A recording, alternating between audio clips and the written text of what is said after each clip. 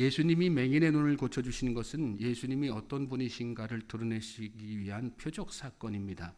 예수님은 빛이십니다. 예수님은 맹인과 같은 우리의 어두운 눈을 뜨게 하시는, 영안을 열어 밝은 세상을 보게 하시는 분입니다. 예수님은 나면서부터 맹인된 자의 눈에 침을 뱉은 진흙을 이겨 바르시고는 실로암 샘물가에 가서 씻게 하셨습니다. 실로암은 보냄을 받았다는 뜻으로 예수님을 상징합니다. 하나님이 흙으로 사람을 만드신 것처럼 예수님에게로 가서 죄 씻음을 받아야 새로운 피조물이 되어 영안이 열리는 것입니다. 오늘 본문은 13절부터 34절까지는 바리새인들과 영육의 눈을 뜨게 된 그 맹인 사이에 변론하는 내용을 다루고 있죠. 그리고 그 뒤에 35절부터 41절까지는 예수님을 다시 만나게 된 맹인이 예수님을 주로 고백하는 그런 내용을 다루고 있습니다. 이 말씀 가운데 우리는 영적인 눈을 뜨게 된 사람의 특징적인 모습을 발견하게 됩니다. 먼저는 예수님을 더 깊이 알게 되고 그로 말미암아서 믿음이 더 성숙해진다는 것입니다. 맹인이 눈을 뜨게 된 사실을 알게 된 사람들이 맹인을 데리고 바리새인들에게로 갔습니다. 14절에 보면 예수께서 진흙을 이겨 눈을 뜨게 하신 날은 안식일이라 이런 말씀이 나오는데 그들이 바리새인들에게로 맹인을 데리고 간 이유를 말씀하는 것이죠.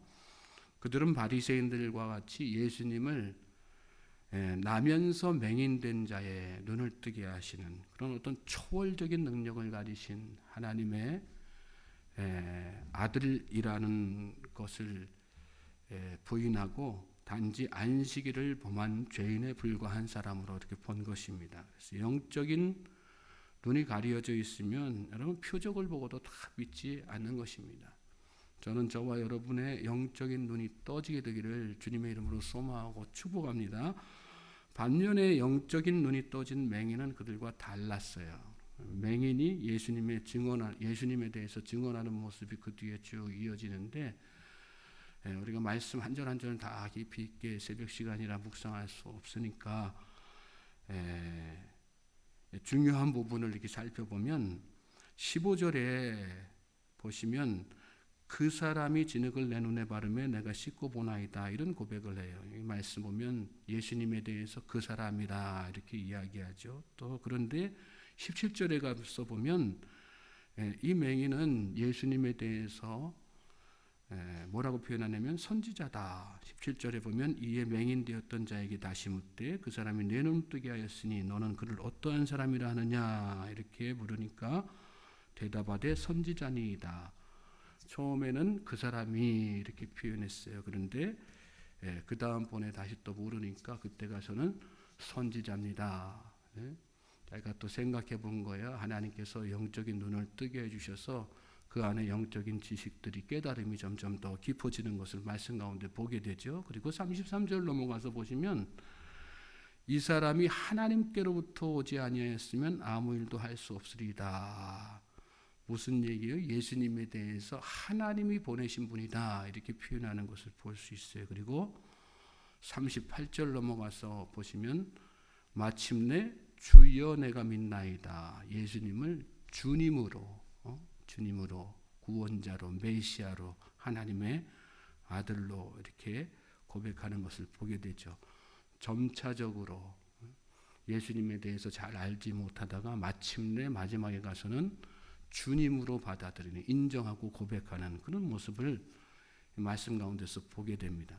그 사람이라고 하는 말은 예수님을 정확하게 알지 못하는 데에서 나오는 표현이죠.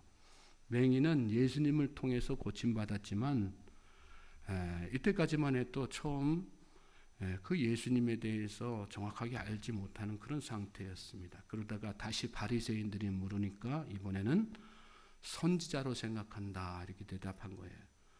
평범한 사람이 아니라 선지자라는 비범한 사람 그런 뜻이죠.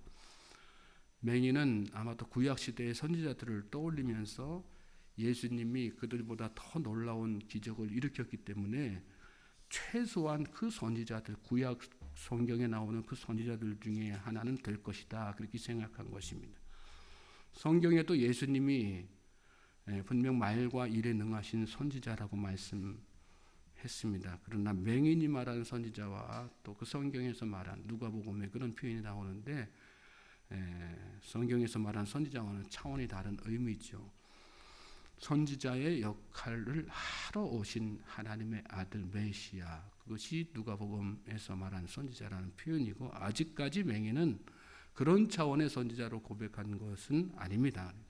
예수님이 선지자인 줄은 알았지만 아직 그렇게 하늘의 왕권과 대제사장의 권위를 함께 가지신 하나님의 아들이시여 메시아인 줄은 알지 못한 그런 상태였어요. 그런데 그의 눈이 점점 밝아지면서 다음 단계로 무슨 고백을 하니까 하나님께로부터 오신 분이다. 이분은 분명 하나님께로 오신 분이 맞습니다. 아무리 생각해봐도 이 계속되는 바리새인들과 변론하는 과정 가운데에서 점점 더 하나님께서 그에게 영안을 밝혀주시고 지혜를 주심으로 자꾸 깨달아진 거예요. 그리고 마지막에 가서 예수님을 다시 만나고 나서는 최종적으로 뭐라고 고백하는 거예요? 주여, 이렇게 고백하는 것을 말씀 가운데 보게 됩니다. 그렇습니다. 영적인 눈이 떠지게 되면 이렇게 예수님을 점점 더 깊이 있게 알아가게 되어 있습니다. 또 믿음이 성숙해지고 예수님을 정말로 나의 주 나의 하나님으로 고백하는 그런 역사가 우리 삶 가운데 일어나는 것입니다. 아직 여러분의 삶 가운데 예수님을 정말 나의 주 나의 하나님으로 고백이 잘 안 되시는 분이 계십니까? 영적인 눈이 떠지기를 여러분 하나님 앞에 기도하실 수 있길 바랍니다. 나의 주 나의 하나님이라고 하는 고백은 내 삶을 전적으로 주님께 맡깁니다. 그래서 나는 세상 살면서 아무 걱정 안 합니다. 아무 염려 안 합니다. 어떤 환난이 와도 어떤 어려움이 와도 저는 오직 주님만 바라보고 주님께 제 모든 생을 다 의탁하면서 살겠습니다. 주변에 나를 유혹하는 거, 나를 흔드는 것들 많지만 거기에 연연하지 않고 그거 바라보지 않고 그거에 기대지 않고 오직 주님만 바라보면서 주님께 기대어 살겠습니다. 그런 고백입니다. 성숙한 믿음의 사람만이, 영적인 눈이 완전히 떠진 사람만이 그런 고백할 수 있는 거죠. 한 가지 더 오늘 말씀 가운데 우리가 영적인 눈이 떠지면 떠진 사람의 특징 하나를 더 살펴보면 아주 담대해진다는 거예요. 담대해진다는 거예요. 18절부터 22절 말씀 이렇게 쭉 살펴보시면 바리새인들이 이 맹인에게 트집을 잡을 수가 없으니까 부모를 부르죠. 그래서 부모를 불러가지고 말씀 보시면 묻습니다. 너희 말에 맹인으로 났다 하는 너희 아들이냐? 그러면 지금은 어떻게 해서 보느냐? 맹인이 눈뜨게 된 과정을 이 부모에게 묻습니다. 그런데 부모가 대답하죠. 뭐라고 대답합니까? 이 아들이 나면서부터 맹인인 거 우리가 다 알고 지금 다 눈 뜨고 있는 거 알지만 누가 이 사람을 우리 아들을 이렇게 고쳤는지, 이 아들이 어떻게 해서 밝히 보게 되었는지 우리는 잘 모르겠다, 이 얘기하는 거예요. 그러면서 거기에 대한 대답을 누구에게 책임을 미룹니까? 아들에게. 우리 아들 다 컸으니까 그 아들한테 물으면 그 아들이 거기에 대해서 명확하게 대답할 것입니다. 이렇게 대답을 합니다. 부모가 몰라서 그렇게 대답을 한 게 아니죠. 부모도 다 무슨 사연으로 어떻게 해서 아들이 이렇게 눈을 뜨게 됐는지 다 알고 있습니다. 그런데 그럼에도 불구하고 자기들은 이 바리새인들 앞에서 우리는 알지 못합니다. 잡아떼는 거예요. 그리고 그 책임을 아들에게 다 돌리는 것을 오늘 말씀 가운데서 보게 돼요. 그 이유에 대해서 22절에 뭐라고 말씀합니까? 그 부모가 이렇게 말한 것은 이미 유대인들이 누구든지 예수를 그리스도로 시인하는 자는 출교하기로 결의하였으므로 그들을 무수함이라 그랬어요.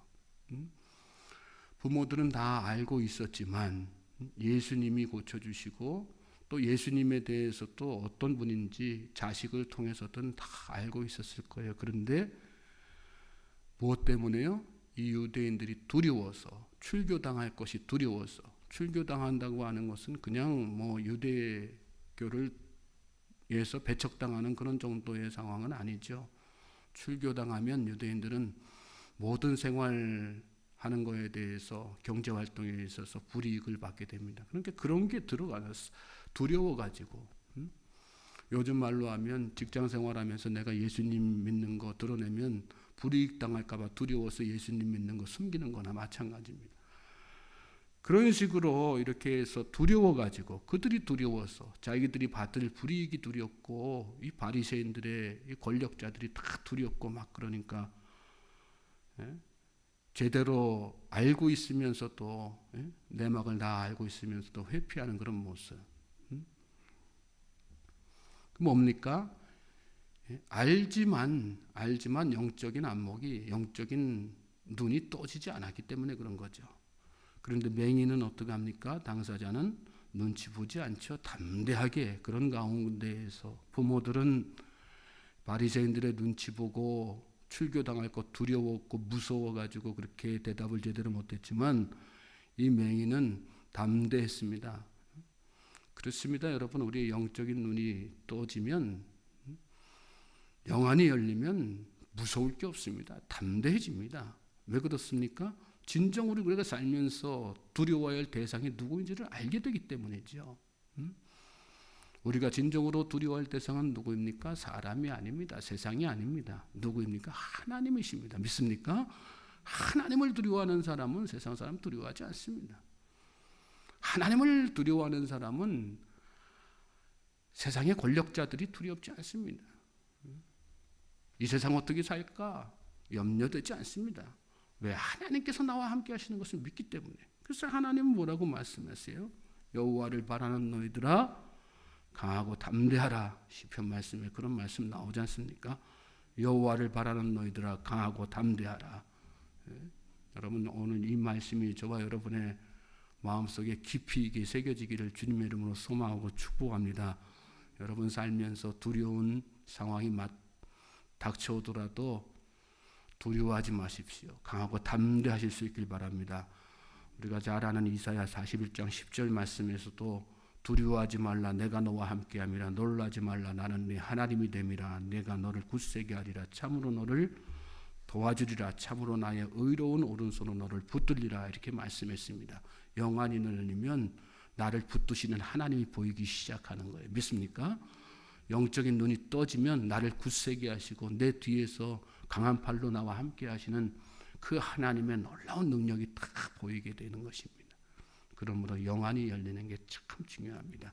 영안이 열려야 우리의 믿음도 점점 더 성숙해지고 하고 성장해져가지고 마침내 나의 주 나의 하나님이라는 고백이 우리 삶 가운데서 진실되게 나오는 거고요. 영안이 열려져야 우리 주변에 어떤 상황이 우리에게 닥쳐오더라도 어떤 시험과 환난이 밀려오더라도 우리가 흔들림 없이 강하고 담대한 모습으로 믿음을 지켜나갈 수 있는 것입니다. 그러므로 이 하루도 여러분 하나님 앞에 기도하십시오. 하나님 저의 어두운 영을 밝혀주시옵소서. 하나님 저의 영안을 열어주시옵소서. 그래서 예수님을 바라보게 하시고 하나님을 알게 하시고 하나님의 나와 함께 하심을 마음속에 확신하면서 살게 하여 주시옵소서. 하나님께서 저와 여러분과 함께 하시고 이 하루도 복된 삶 또 기쁨과 평안이 넘치는 삶으로 인도해 주실 줄 믿습니다.